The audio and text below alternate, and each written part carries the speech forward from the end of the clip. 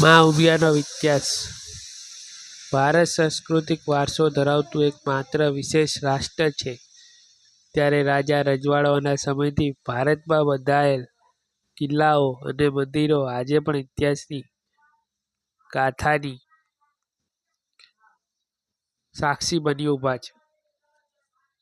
તો આવા જ એક ઇતિહાસ ધરાવતા ઉંઝામાં આવેલા ઉમિયા માતાના મંદિર પર કરીએ એક નજર કે શા માટે આ ઉમિયાને સાક્ષાત દેવી પાર્વતીનું સ્વરૂપ માનવામાં આવે છે. તો શું આ પ્રાચીન ઉમિયા માતા મંદિરના પેટાળમાં રહેતા ઇતિહાસ અને શા માટે તે પાટીદારોના કહેવાય છે કુળદેવી. મહેસાણા એક પૌરાણિક ગાથા પ્રમાણે ઉમિયા માતા એ પાર્વતીજીનું સ્વરૂપ છે.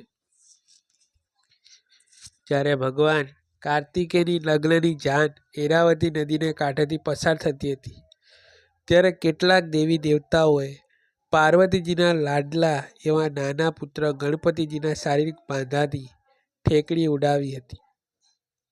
જેથી ગણપતિજી એરાવતી નદીના કાંઠે રિસાઈને બેસી ગયા હતા, જ્યાં હાલમાં પણ લીલુંધાણી ગણપતિજીનું મંદિર હયાત છે. જો કે જાન આગળ વધતા પાર્વતીજીને ગણપતિજીને ન દેખાતા તેમને ચિંતા થઈ અને તેઓ પણ ઉંઝા ખાતે રોકાઈ ગયા હતા. ત્યારે જાનૈયાઓ હાજર દેવ દેવતાઓએ ગણપતિજી અને પાર્વતીજીને મનાવતા કાર્તિકે ભગવાનની જાન સિદ્ધપુર મુકામે પહોંચી હતી. આમ દેવી દેવતાઓના પગલાં અને દંતકથાઓ આધારે જેમ સિદ્ધપુરના કાર્તિક અને એરોઠોમાં ગણપતિનું મંદિર બંધાયું, તેમજ ઉંઝામાં પાર્વતીજી અને મા ઉમિયાજીનું સ્વરૂપ બિરાજમાન થયા છે. કહેવાતા ઇતિહાસના પાનેથી મળતી માહિતી પ્રમાણે આ મંદિરો ઈસવીસન 156 સંવત 212 રાજા વ્રજપાલ સિંહજીએ નિર્માણ કરાવ્યું હતું. ત્યારથી કડવા પાટીદાર સમુદાય દ્વારા આ મંદિરના નિત્ય સેવા પૂજા કરવામાં આવી રહી છે. સંજોગો અવસાત મૂળ મધ્ય એશિયાથી આવેલા આર્યો પંજાબ અને રાજસ્થાન થઈ ઈસવીસન પૂર્વ 1200 થી 1250ના સમયગાળામાં ગુજરાત આવી વસ્યા અને પાટીદાર તરીકે ઓળખાયા હતા. રાજા અવનીપતે 1.25 લાખ શ્રીફળનો હોમ સાથે કુવા બનાવી ઘી ભરી હોમ કરી મોટો યજ્ઞ કર્યો હતો. ઈસવીસન 1122-24માં વેગડા ગામીએ મંદિરનો જીર્ણોદ્ધાર કર્યો હતો. તો હાલમાં બોલાતોદ વિભાગના જ્યાં જેસ્યાઈ ભગવાનની જગ્યા છે ત્યાં તે મંદિર હતું.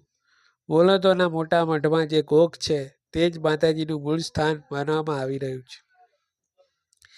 ઈસવીસન સંવત 1943 અથવા તો હાલમાં જે મંદિર જોવા મળે છે તે પ્રારંભમાં 1887માં શ્રી રામચંદ્ર માનસુલખાએ ત્યારબાદ બહાદુર બેચરદાસ અંબાઈદાસ લશ્કરીએ બાંધ્યું હોવાનું ઇતિહાસ બનાવી રહ્યો છે. જેમાં ગાયકવાડ સરકાર અને પાટકી દરબારે પણ ફાળો આપ્યો હતો. હાલના મંદિરનું વાસ્તુ પૂજન 6 ફેબ્રુઆરી 1887ના રોજ યોજાયું, જેમાં ગાયકવાડ સરકારના પ્રતિનિધિએ હાજર રહીને માતાજીને કિંમતી પોશાક ભેટ આપ્યો હતો. ઈસવીસન 1895માં માન સરોવર બંધાયું. આસો નવરાત્રિમાં મંદિરમાં ચારચર ચોકમાં 9 દિવસ રાસ ગરબા યોજાશે.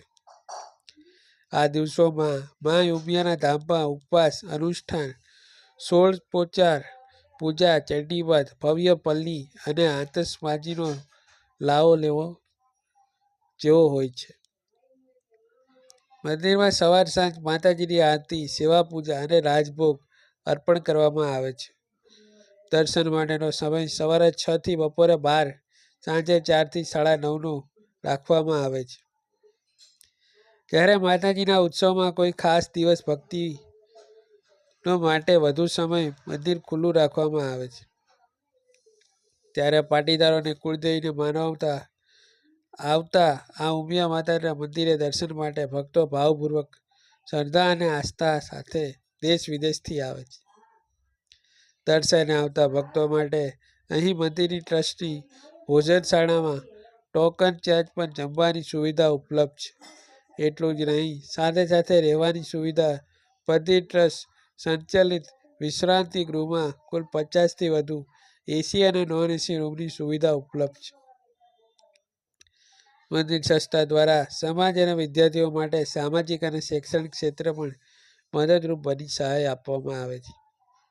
આ ઉમિયા માતાના પૌરાણિક મંદિરના માત્ર ધાર્મિક સ્થળ તરીકે પરંતુ સેવાકીય સંસ્થા તરીકે પણ ખૂબ જાણીતી બન્યું છે. બોલો જય મા ઉમિયા માતાની જય. જય માતાજી.